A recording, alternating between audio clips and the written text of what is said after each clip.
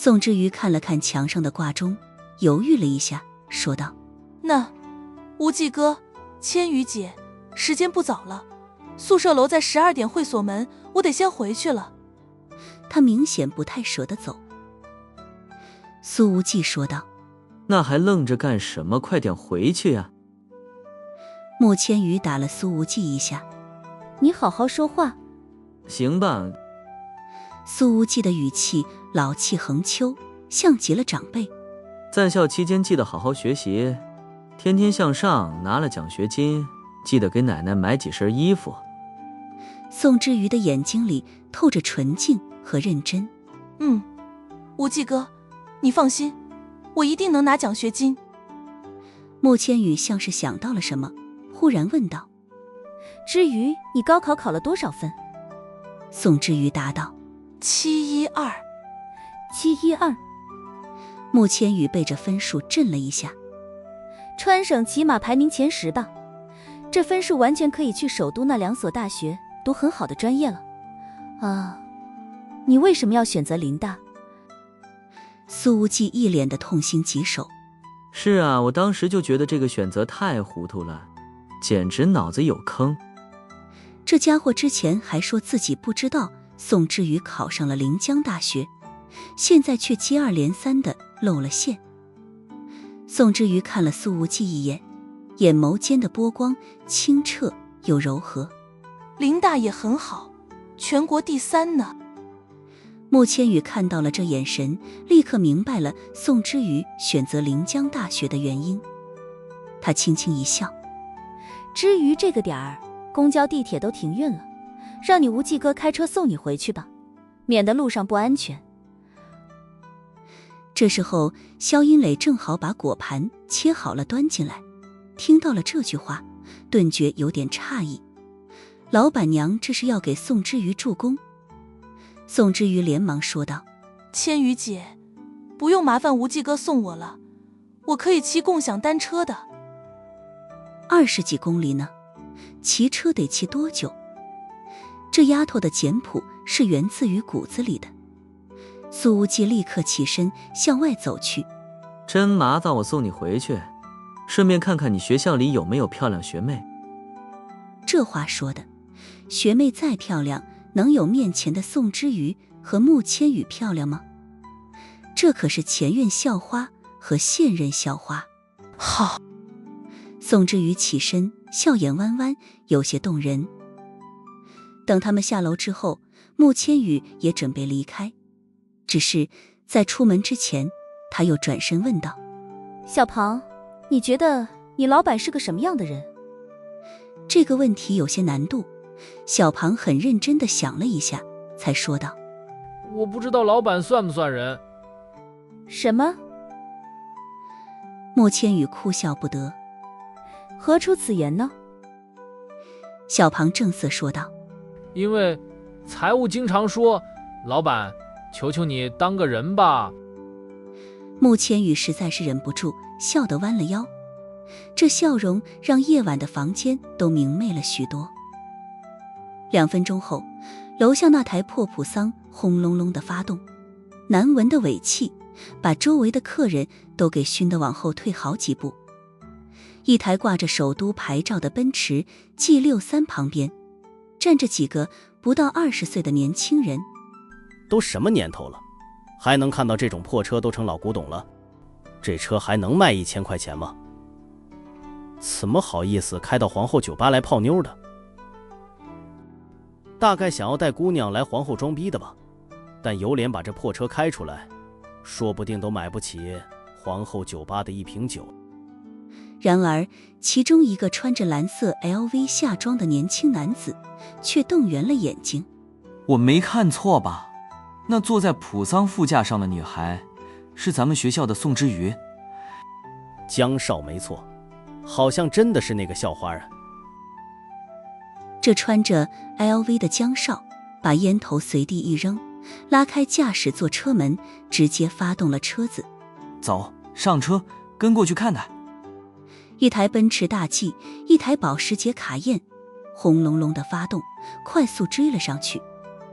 而这时候，穆千羽和李清晨也走到了酒吧门口。见此情景，穆千羽轻轻一笑：“陈叔，我看里面有一个是林州许家的，你也跟上去看看。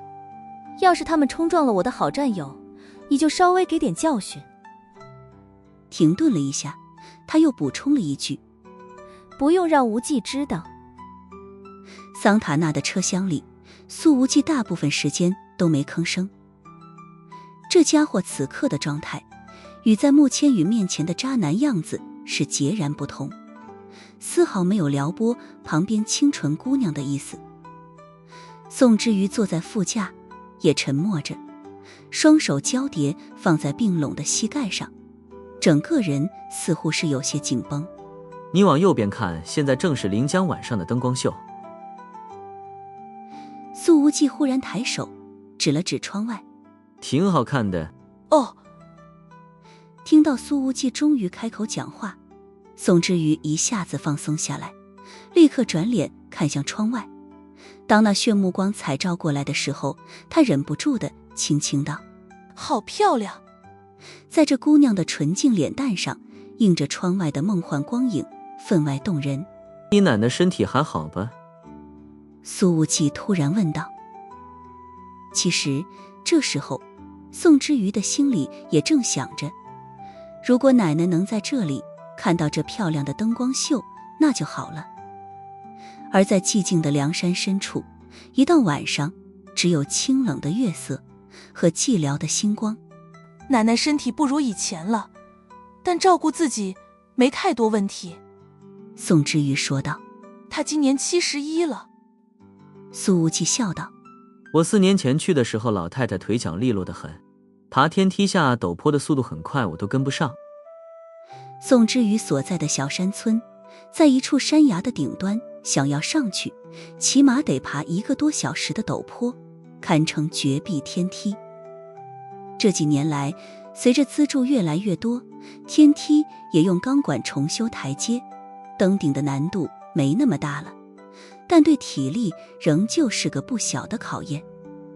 一想到宋之瑜居然背着40斤水果下了天梯，走出深山，苏无忌的眉头忽然又是一皱。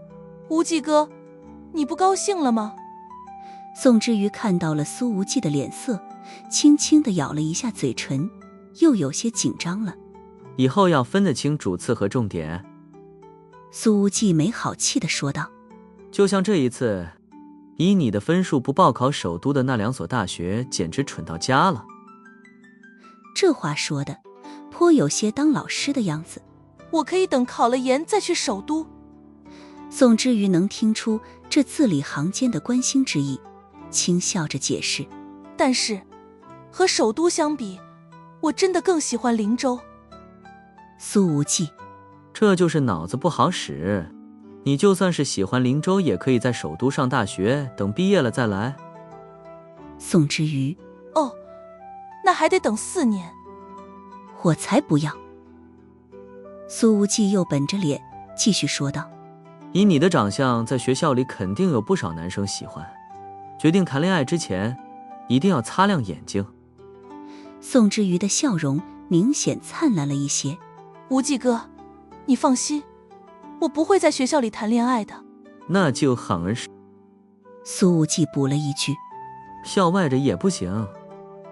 宋之瑜看了看苏无忌的侧脸，没吭声，没答应。车厢里又陷入了沉默。苏无忌说道：“前面再拐一个弯就是林大了。”宋之瑜觉得这半小时过得好快。谢谢无忌哥送我回来。苏无忌忽然话锋一转：“以后不要去皇后酒吧找我呢。”不要再去皇后酒吧。听了苏无忌这句话，宋之瑜的眼光微微一暗。似乎从无忌哥见到自己之后，就有意与自己保持距离，就连说出那些关心的话，都是皱着眉头的，满是不耐烦的语气。难道说资助人与被资助人在日后相见，大部分都是这种相处的模式吗？他也说不上为什么，这次再见到苏无忌之后，本能地感觉到对方和4年前的大男孩不太一样了。其实宋之瑜没意识到的是，现在的他和4年前的那个初3学生更是大不相同。女大18变，这姑娘已经出落到足以惊艳整个灵州的程度了。临江大学校花的接力棒已经从朴妍希慕千羽的手中传给了他。苏无忌觉察到了身边姑娘稍许低落的情绪，皱皱眉头。酒吧那边龙蛇混杂，经常有人打架，太乱了，不适合你。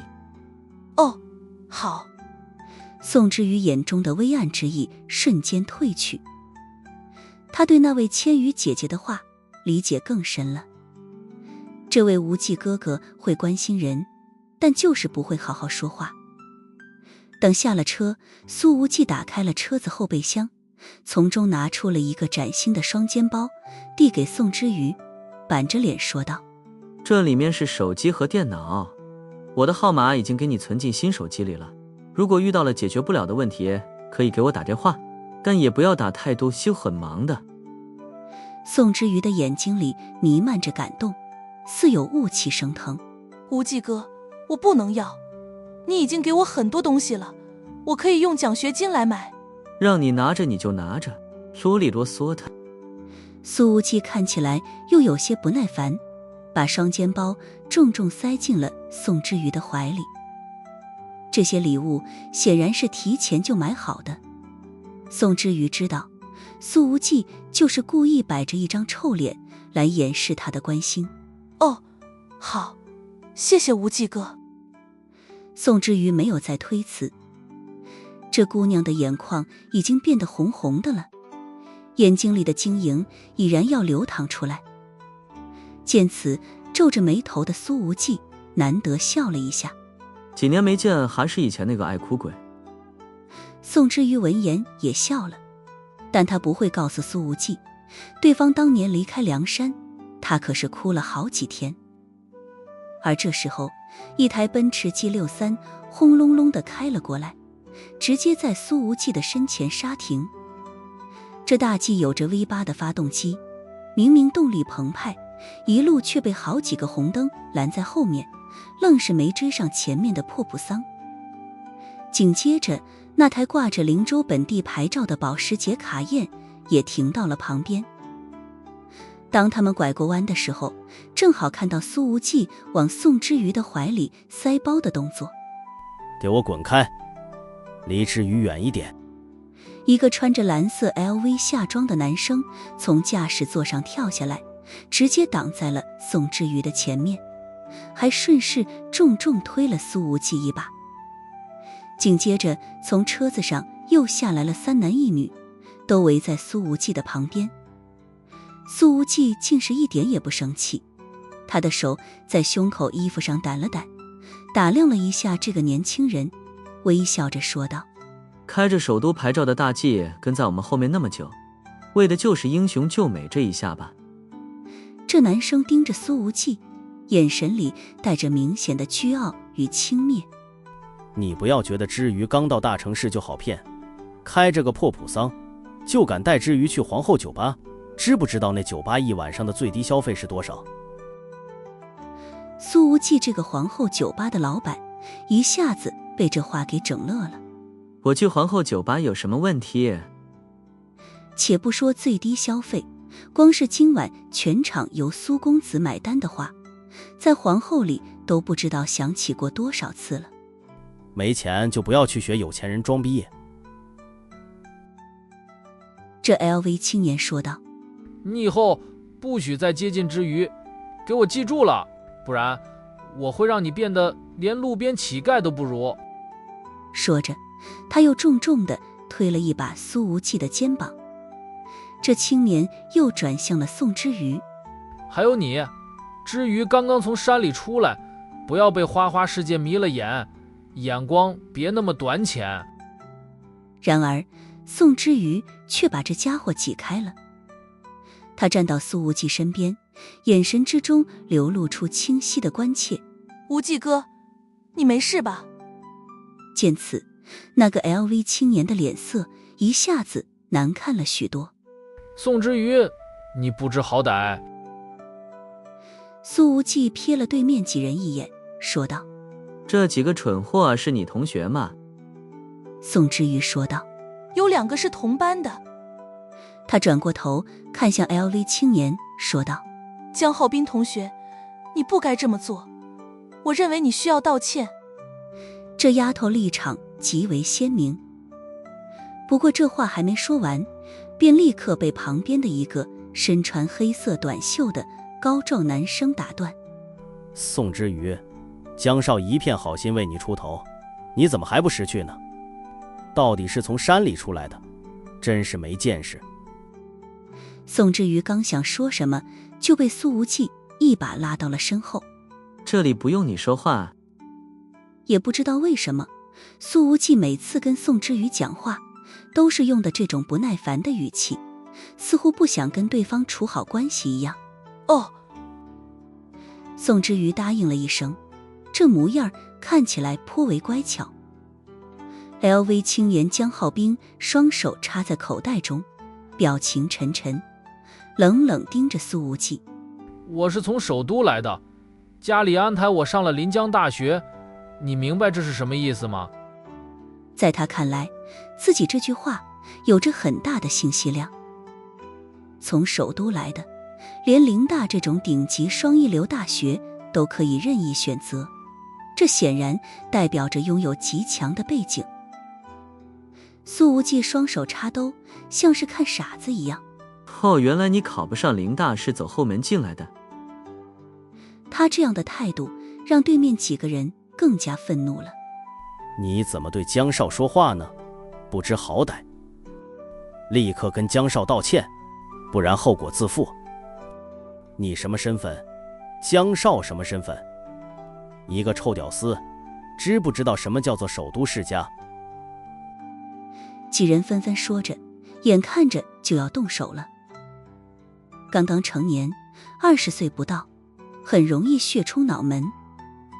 苏无忌看着对面的几个比自己年轻几岁的家伙，不禁觉得回应这些人简直侮辱了自己的智商。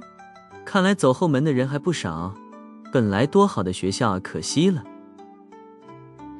苏无忌似是忽然有些感慨，说着看向校门。临江大学4个苍劲有力的大字已经映入他的眼帘，而在这校名的旁边还有一个落款：苏耀国。这时候只有宋之瑜看出来了，在苏无忌望向校门的眼神里有着一抹清晰的想念。苏无忌在心中轻轻说道：老爷子好久没去看你了。其实不止临江大学，就连那2所顶级高校，只要你有足够过硬的关系，也是可以搞到学籍的。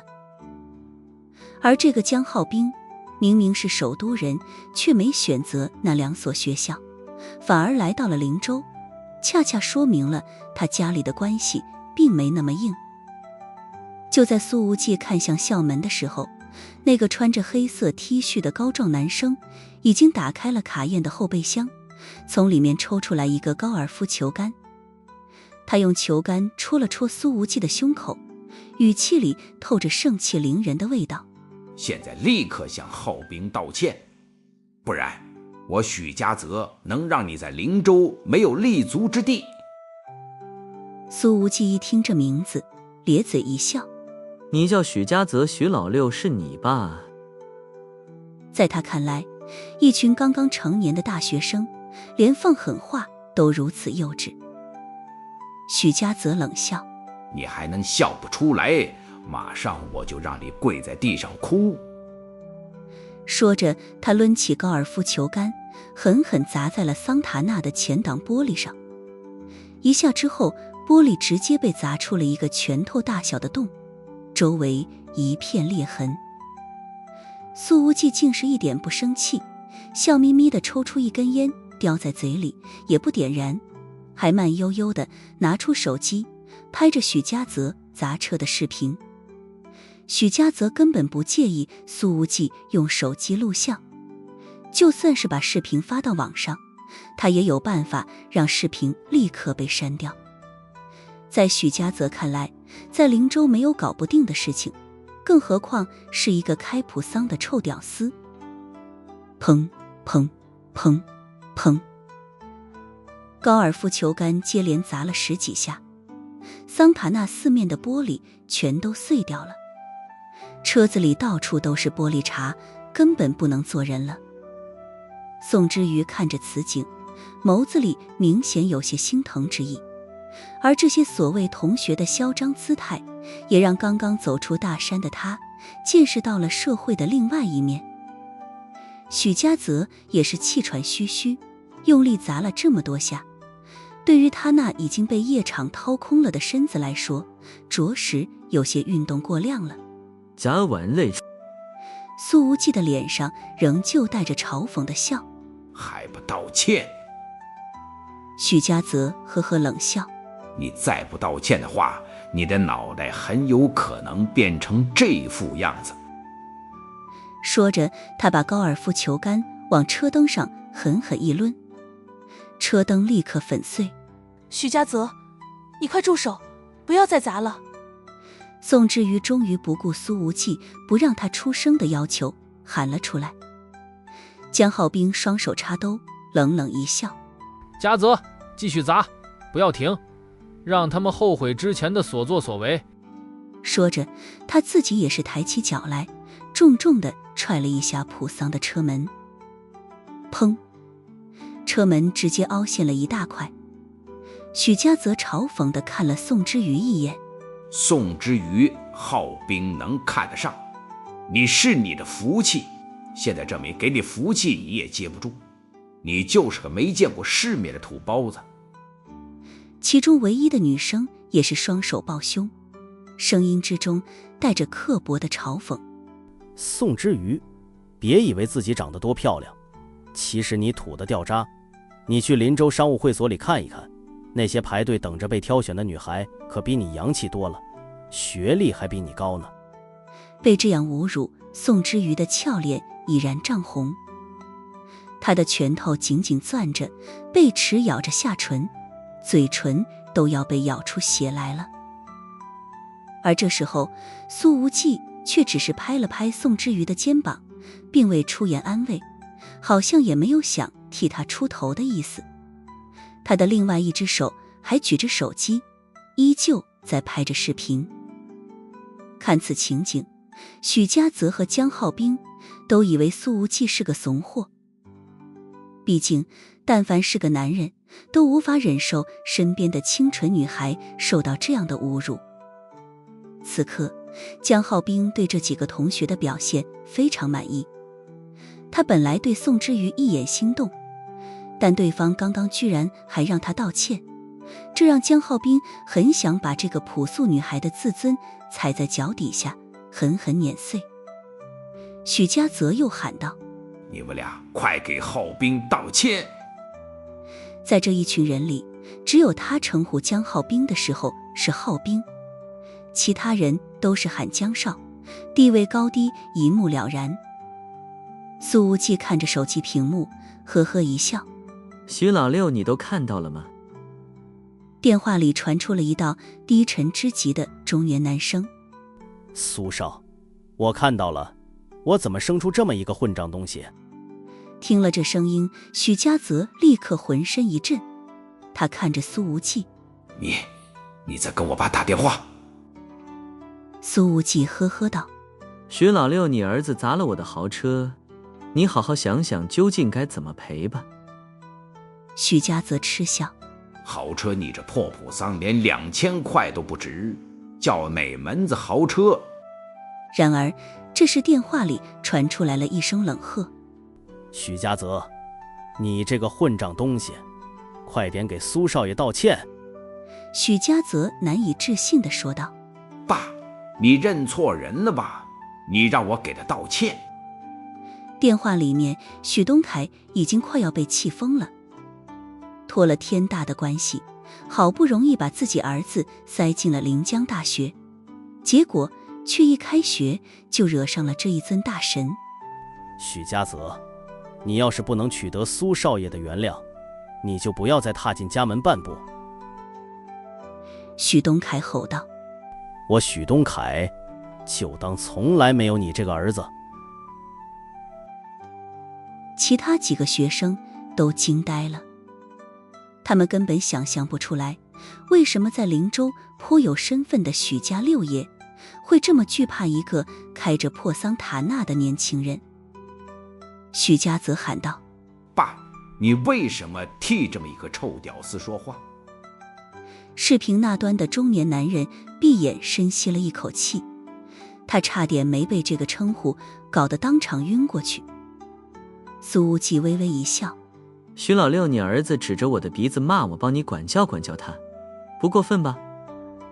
许东凯立刻喊道：不过分，不过分，苏少爷尽管管教，我马上买一台全新的迈巴赫，明天就送到皇后酒吧。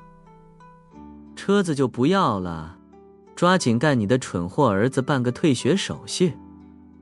苏无忌又看向了那校门上的名字，目光之中似是有些怅惘，淡淡说道：他在这里上学会坏了林大的名声。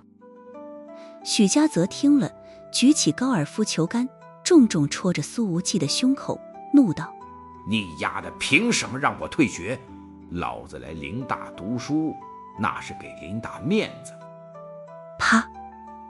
下一秒，他便突然感觉到脸上一阵火辣。苏无忌抬手抽了他一耳光，许家泽被这一下抽得失去了重心，踉跄了好几步，一屁股坐倒在了地上。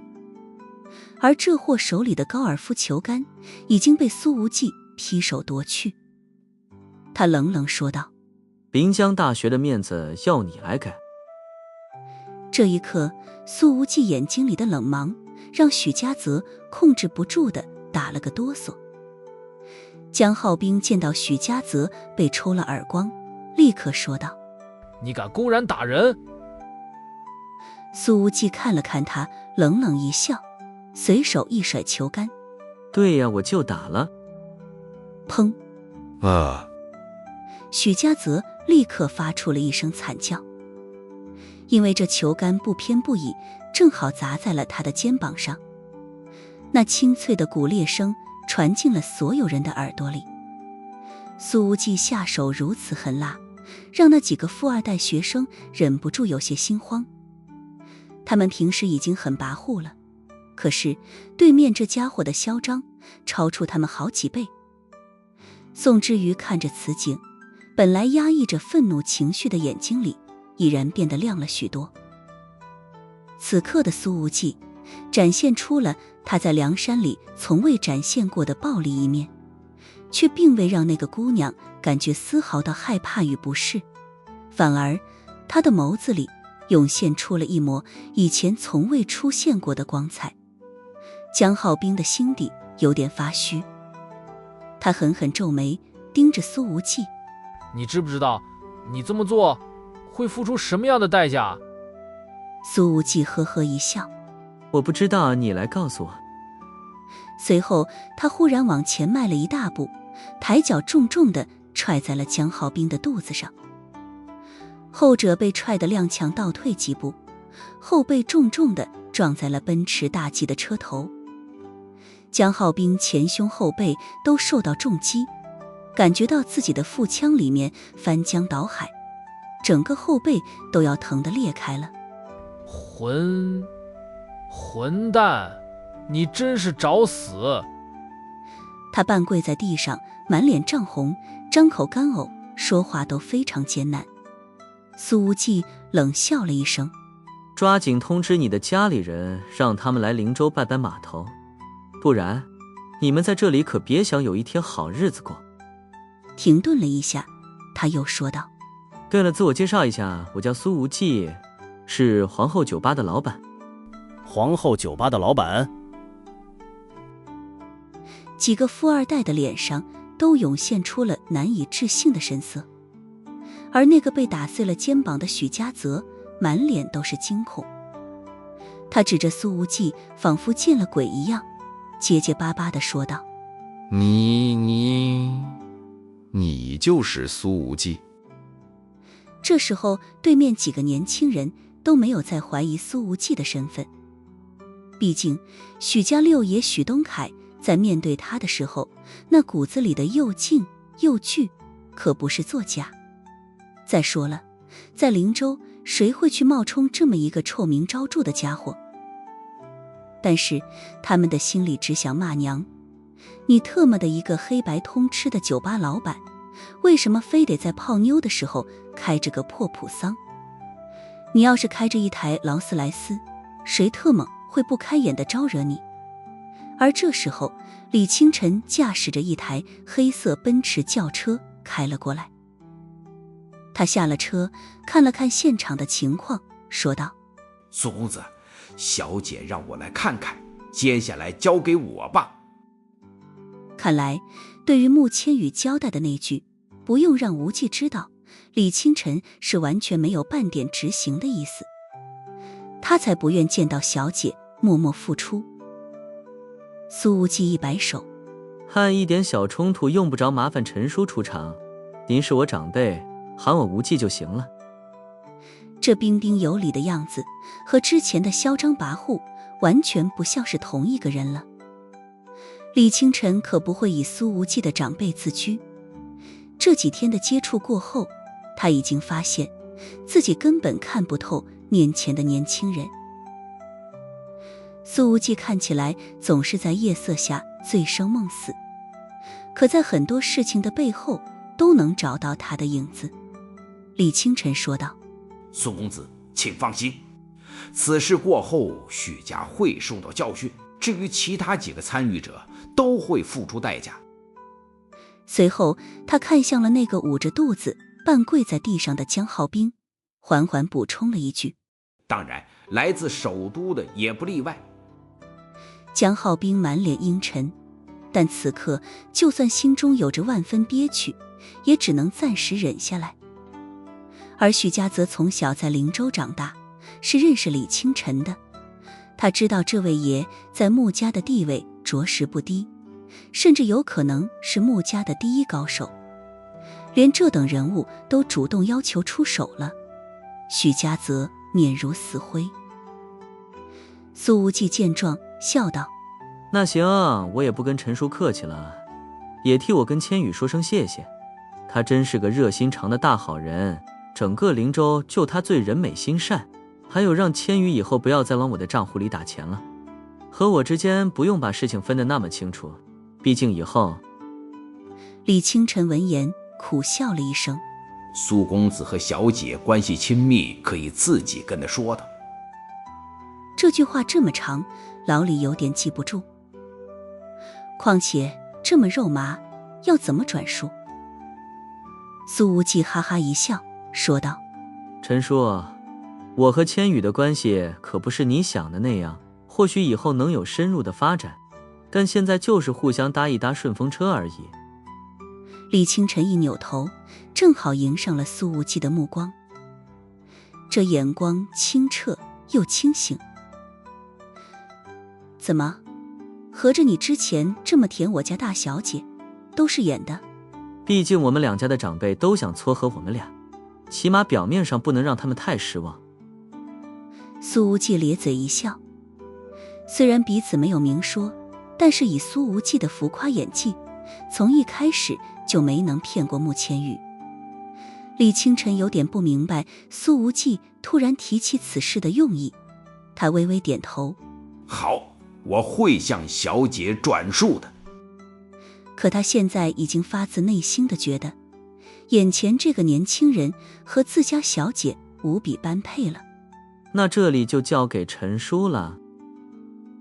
苏无忌看向了宋之瑜：“走吧，之瑜，我送你回寝室。”好。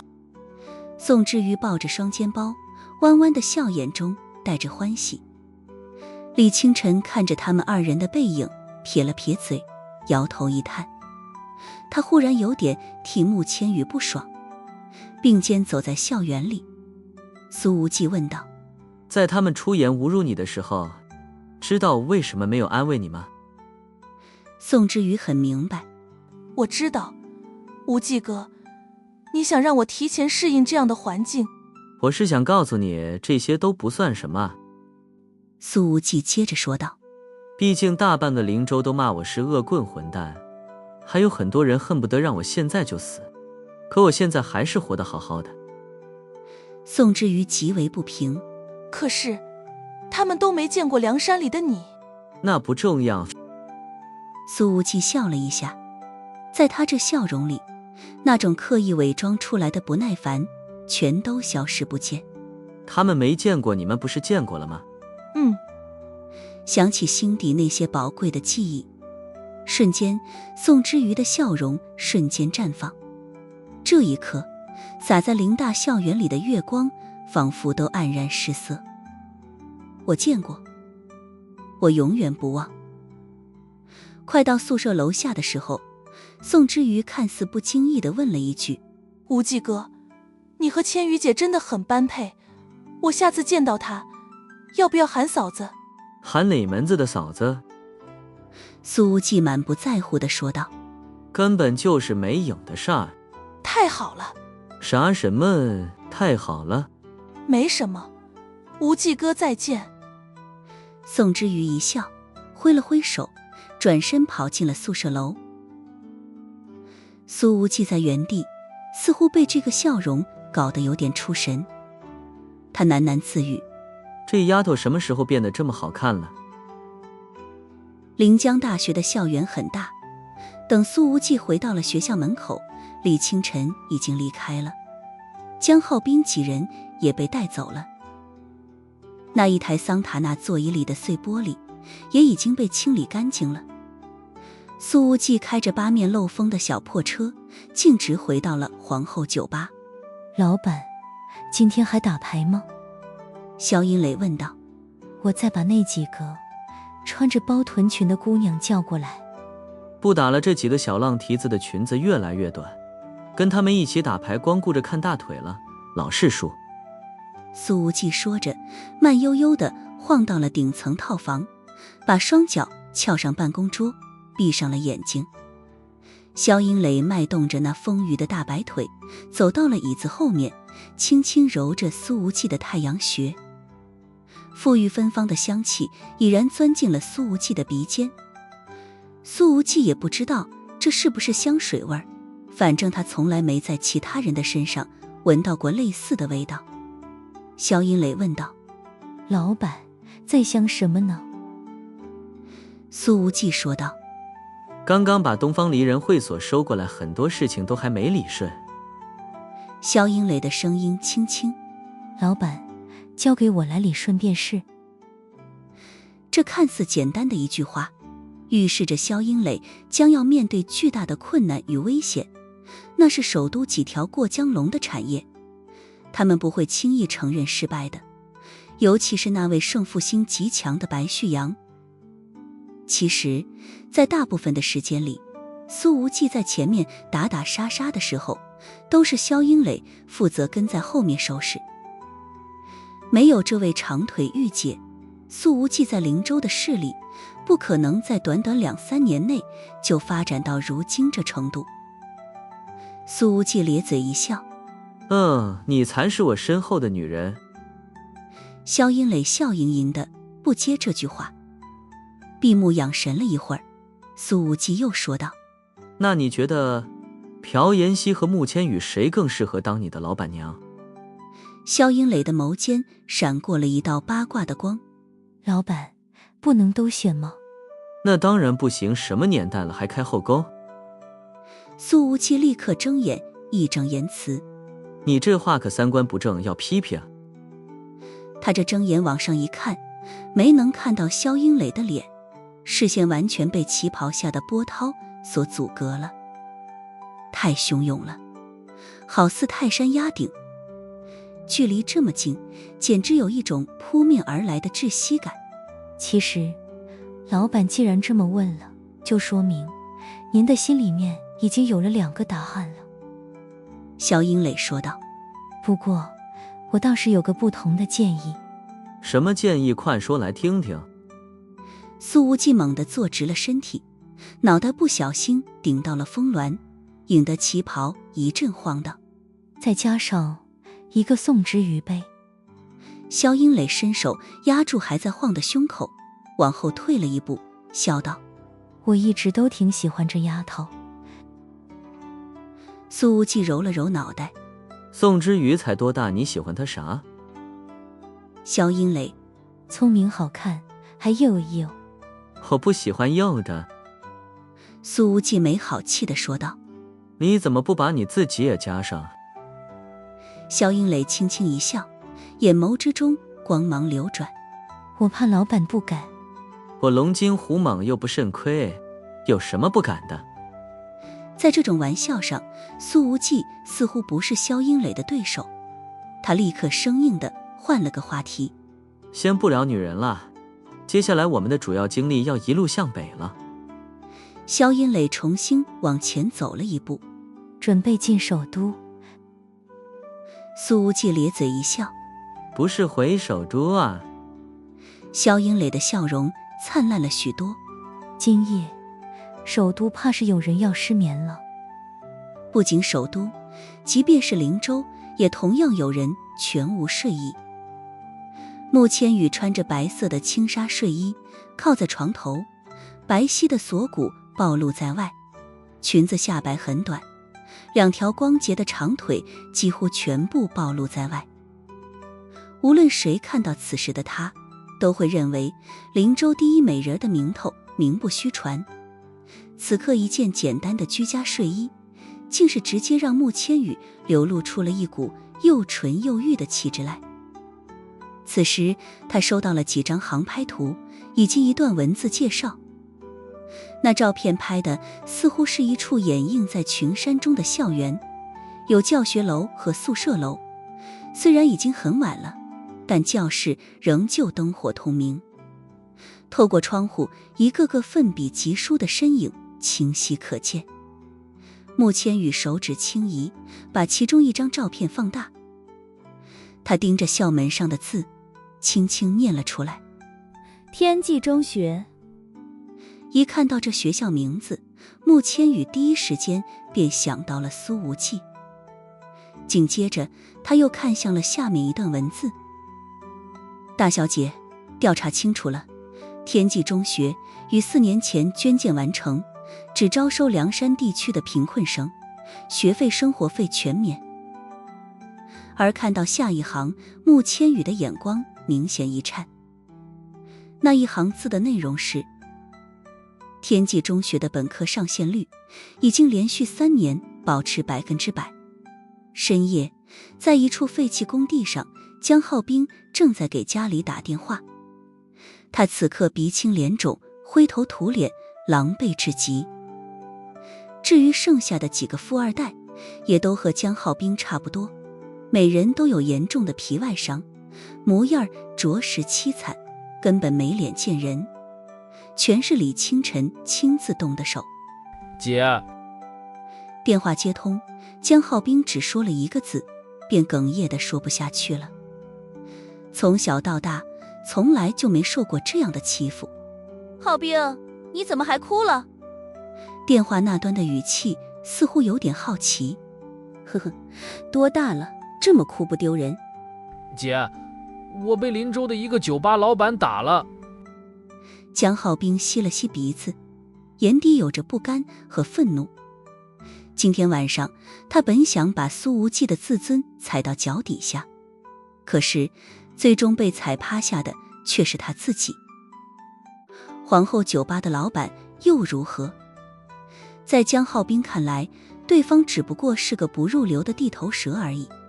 自己认识那么多首都的大人物，随便来一个人都是灵州扛不住的过江龙。尤其是自己这位护短的漂亮老姐，绝对能把苏无忌给打到半死。那你就先忍2天呗。啊，姐，你让我忍。电话里的女人听起来还挺淡定。白旭阳和几个朋友在灵州投资了一家会所，最近正好出了点问题。2天之后我也休个假，和他们一起去灵州。打我的那家伙叫苏无忌，是皇后酒吧的老板。江浩斌捂着被抽肿的脸，姐，等你们来替我出气，到时候再说吧。挂了。殊不知，电话那边的姐姐在挂断了之后，直接把手机扔到了一旁的沙发上，脸上完全没有半点愤怒。她穿着白色的紧身速干衣，好像刚刚跑步回来，即便只有双腿暴露在外，可仍旧能够彰显出火辣的性感身材。这些线条起起伏伏，每一寸都透着长期锻炼的痕迹，那是极致的健康之美。看到它，就会明白什么叫做最标准的蜜桃臀。哪怕不用手触碰，光从视觉上便能看出来那种饱满、圆润以及 Q 弹。那儿真是应了一句：不胖不瘦，不多不少，正正好好。